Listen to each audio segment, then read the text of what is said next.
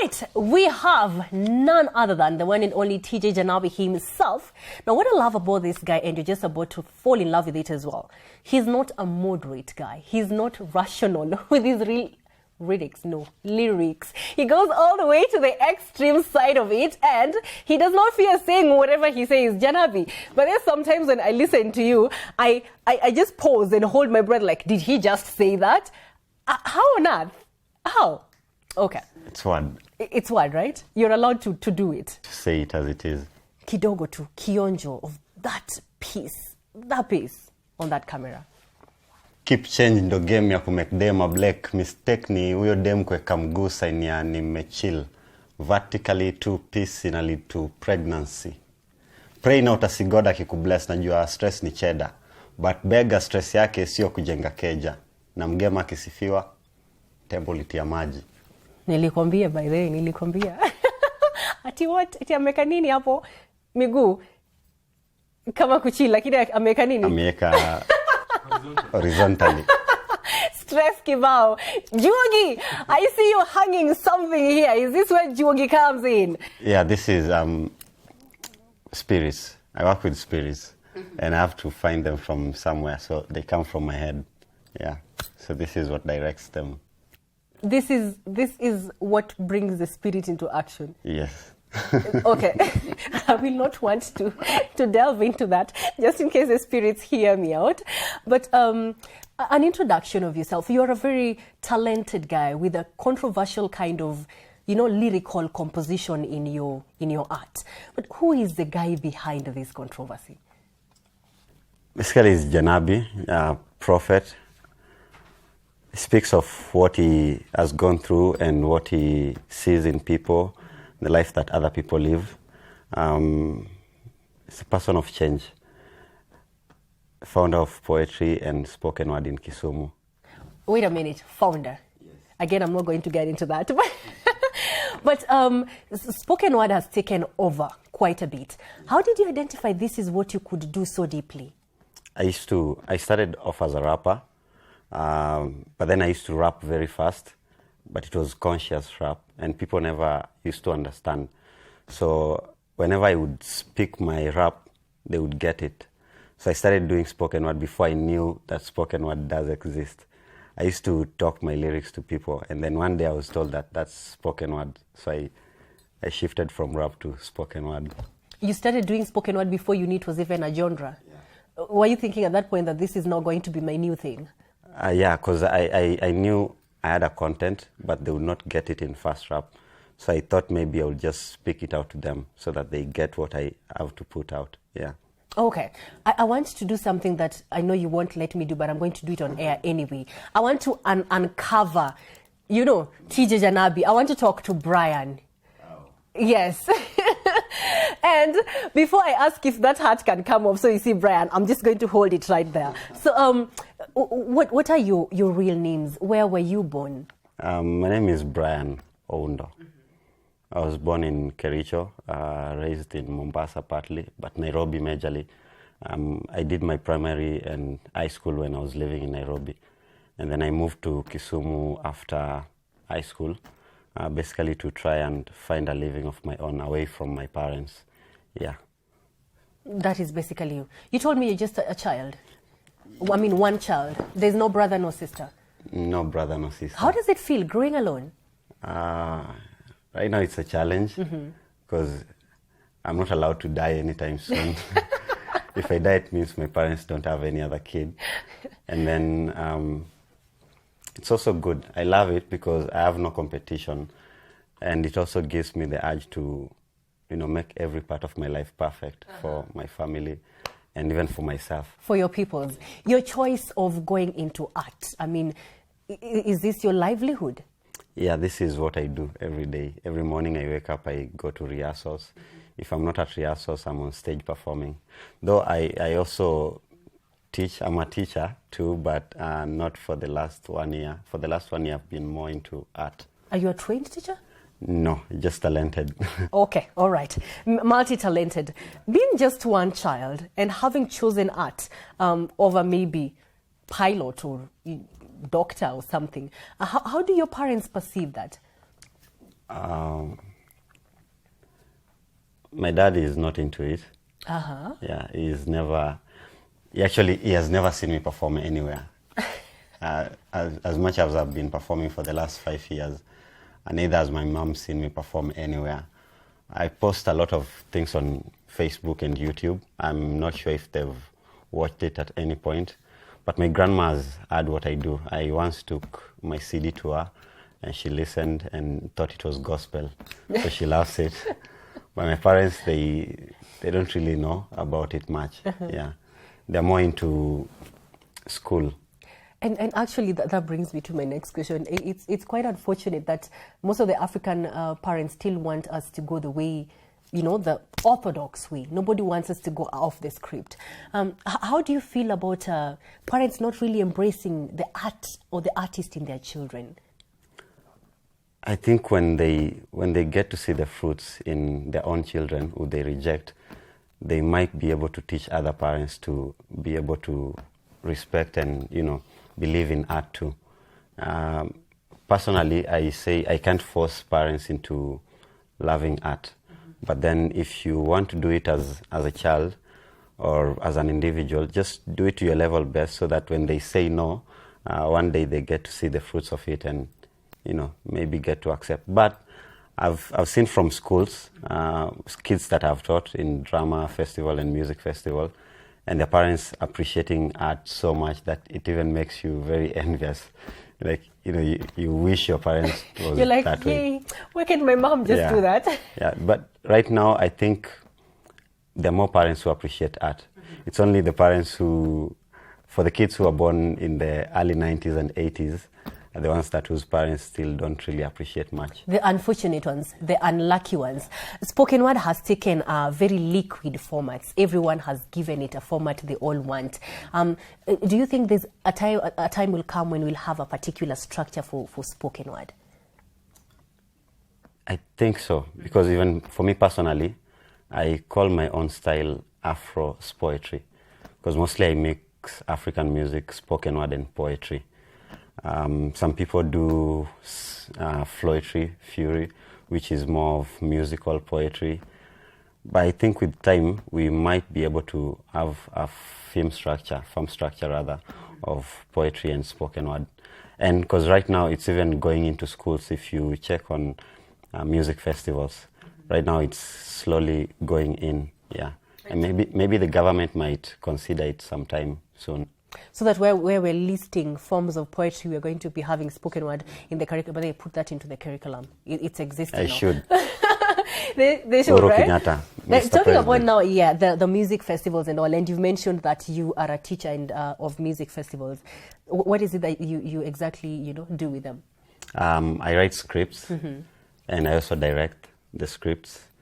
I give my knowledge of what I have learned or what I am passionate about to the younger kids to also put it out there. Yeah, so it's simple. I write the script, the whole story. Yeah, for drama, plays, choral verses, solo verses. For music, I write the musical. I write poems for the kids too. And I also teach them how to do it. And you direct how to do it? Yes. And Janabii, you never went to any school for this? No, I actually started doing it in high school. I used to write for my own school, but they never paid me for it. So after high school, I thought to try it out.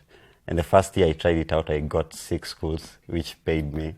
And I took it as an advantage. I never wanted money in it, but when I found out that it could give me money, I was like, okay, this is double chance. It's doing what you love and also earning something little from it. Yeah. I wish the word jogi could be whispered, but it can't be whispered. So Yogi. Jogi, Jogi Loso. Jogi Loso. That is what Jogi is what has brought you this far. Yeah.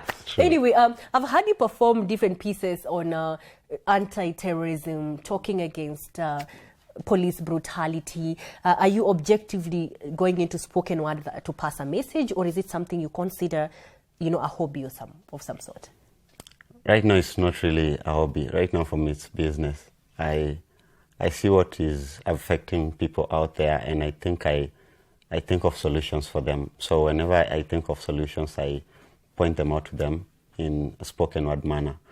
I started off based on politics, But then I somehow got tired of talking about politics because as much as we talk about it, the politicians never really change.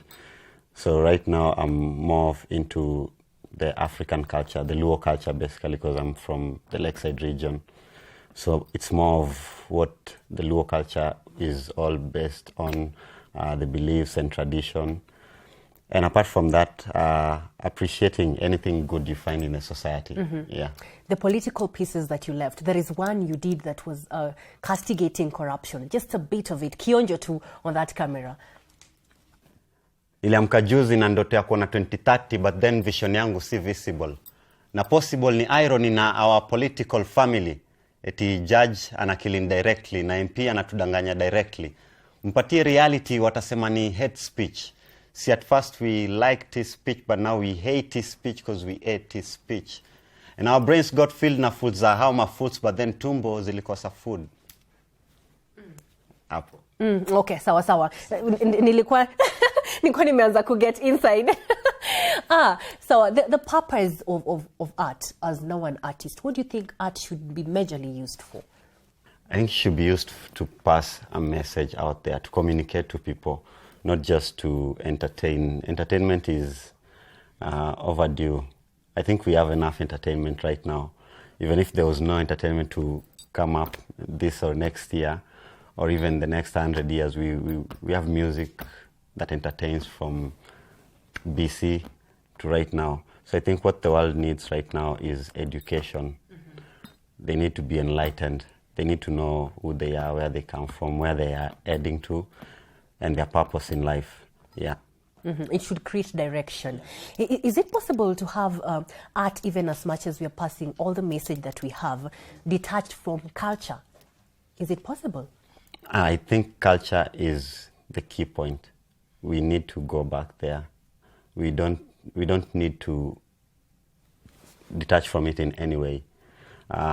In every aspect as an artist, I feel that if you do art, you need to go back into your culture. Don't just sing because you have a nice voice, you can sing in English when you don't even know your language. The reason why I'm saying this is because our own people don't buy art that much. The Western community, they appreciate our art. And with them, what they want is culture. You find that you will do a performance for, say, a European, you do a performance in Luo, they love it, and you do the same performance to your fellow tribesmen, and they think it's, just bogus.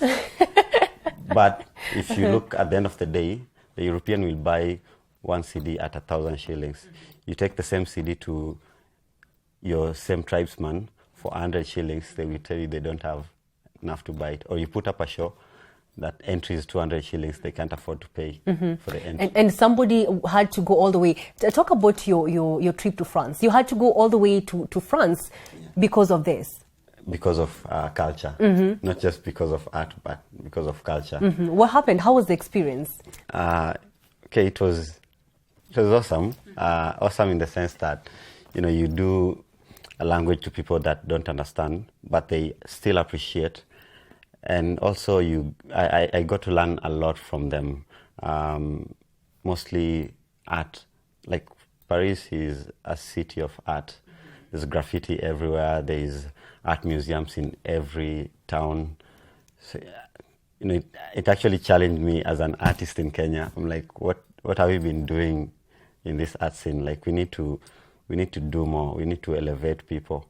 We need to make art visible everywhere, in the street, in our homes, in our TV stations. Like right now, it's good that, we have a lot of art happening in TV stations, and a few people also appreciate it in little bits of way. Yeah. Because it actually takes a special eye and a special ear to see art. Like for example, when we're traveling on train, these people get into trains every evening to play either the saxophone or the flute, and then people drop money for them. Then you look at it like, oh, okay, this is actually a good way of making money as an artist. Because if you did that in Kenya, in a bus, I don't think anyone would drop a shilling to you. They'd think you're trying to con money out of them. Yeah, but then there are people who appreciate it. Yeah. In Kenya currently now, it looks like other places have opened up the space for artists. Do you think we have enough space, for artists to let out everything that is inside them? Because again, as we know, most of the times, artists are possessed with something inside them that they have to find a platform to, express. I don't think it's enough, because the same way children are born every day is the same way artists are born every day. So there are more and more of them coming up, and they have to do what they want. So I think we need to open up more revenues for them. We need to open up more social centers for them. We need to have ourselves as founding artists to be able to give them a direction, teach them if it's instruments, if it's delivery for their work, plus giving them the mentality that, it's not that you have to depend on someone to take your art somewhere. But first of all, do it to your level best, and then someone will come along the way. You don't have to wait for someone to come to come first to push you forward. But let them come as you move on. As you're moving forward. Yeah. So we need to make them see that, you can have centers. If you want to organize events, it's very easy to get. Like, for example, there was this meeting from the PPMC, Permanent Presidential Music something in Kisumu, and they say that they're giving all public places for artists to be able to do events there. For example, the museum, the National Museum. But still, if you would go there to ask for chances to do these events, they would still ask for money, while the minister said that you're not supposed to pay for it. So it's, I think greed is what might kill what might kill Kenya and art. What happens in the case that somebody tries to bottle this? If we are not going to give enough spaces for artists to express themselves, and to try to, deliberately try to make them take a different direction, what happens to an artist who is, cowed? I would say it with myself. If I was not an artist right now, I would be maybe a drug addict or a thief. Wow. From the life I've been through, if I was not an artist, then you'd be damaged. Yeah. So I think that is what the others would go through. If we don't give them a first option, that is where they end. Because school, as much as we depend on it, it's not for everyone. We need to have people, let them have options. I don't think I would want my child being in the street just because he cannot get an A. If he gets a D in class, but then I know he can draw something, or at least he can make some jewelry, I would want him to do that. I would even want not to take him to college, but then take him to an art school. Let's have art schools opened, and let's make them free. That way, I am so sure we'll have all street kids out of the streets. Someone jogi on that note. Someone jogi. That's a very important point. It's a pregnant point, in fact. So that when we come in January, we see more art schools and children who are able to express who they are. Well, Janabii, what inspires you? Who inspires you, or what inspires you to move forward as an artist? I am inspired by the future, a vision for the future. I look at the life I want to live and how I would want to die off or leave my legacy, and that is where I'm targeted at. So that is my inspiration. The better part of you. Yeah, and also apart from that, the lake, Victoria. Every time I go and sit at the lake, I find every reason to write something. Yeah. Okay. Yeah. Be very careful. That lake has a lot. Well, yeah, it has a lot. It has a lot, right? Yes. We're going to be having a performance, intense performance. Trust me, you do not want to miss the lyrics by this Janabii gentleman. Let's have a bit of that. Okay, so this one is going to be for the women for Monday, and I hope you get to enjoy it. So I personally, as Janabii, I love ladies who sit with their legs crossed. Now, whether they're putting on trousers, miniskirts or tights, whether they have skinny legs, fleshy legs, or what I would just call fine. And they all have this one ugly thing that boys and men hardly feel complete without. And the stupid ones open their legs and the boys get ripe. And then they believe when these ripe boys come up to them and say, "Hey, miss, you know what? In all the women I have seen in this world, you are the most beautiful thing. Now, not this. To pass the test, every man has got to be a poet, just like me. Some would come in a silly gangster way and say, hey, miss, I love your style and swag. Could we be friends with benefit? And please let your leg show me the two-piece. Now, as a lady, if you'd fall for that stupid pickup line, then you ought to pick a knife and do yourself right. See, lovely ladies don't hide under the sheets, but they let us see what they were blessed with. And I know it's hard to wait for a wedding ring, and at times we get ourselves into rings where we lose the fight to STDs.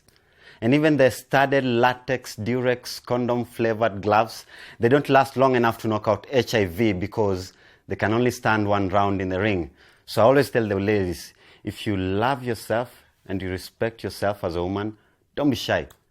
Tell that brother straight to his face that you gotta put on a ring on that thing to play in my league. And maybe then you might get a chance for a second leg. And I will respect that. And men will respect that. You know why? Because they love second legs. We all love second legs. But personally, I respect it because I respect women. I hope you as a man there respect women. Well then, I'll tell you what men who respect women do. First of all, men who respect women don't just stare at their ass, but they stare into their eyes. Men who respect women don't go for one-night stands, but they go for a lifetime dance. Men who respect women don't see women as sexual queens. Women are sexual, extra beautiful queens. Men who respect women don't look at the size of their breasts, but they look at the size of their brains.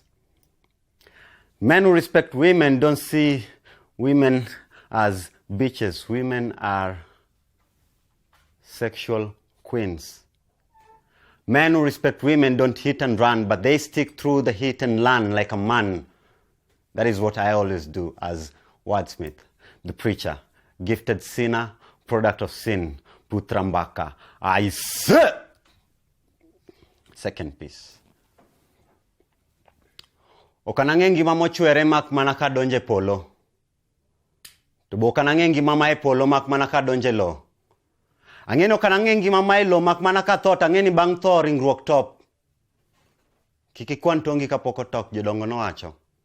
An Janabii akone ni kwan ngimani kapok itho. Ingeni adira gi miriambo gin duto weche. To fuo gi rieko ema pogi gi janeko. Ani wacho gi timo ken kido e miriambo. Akwani jodongo kane kwa richo dong negi kane pok gidhi e piny tho. So mimi niko reborn na reason ni kucomplete task yangu earth. Na keep strong but staki kuwa talked off jumouth ni blessing na curse. But kati ya 1,000 evils utapataje one man na reason. Hawa se wote wako evil umdhanie angel sivyo. Okay, mi devona nikipa live juu na believe naweza control world na word. God ananikeep kwa world hoping nita change na kuinfluence world na word. Apart ku what is niko at peace na the devil ana live in me juu ananipa option ya fast life kwa fast lane. Na heaven ni word written ka Eden unless una proof your life after death. Na take chances na buffet juu Bible ni word written.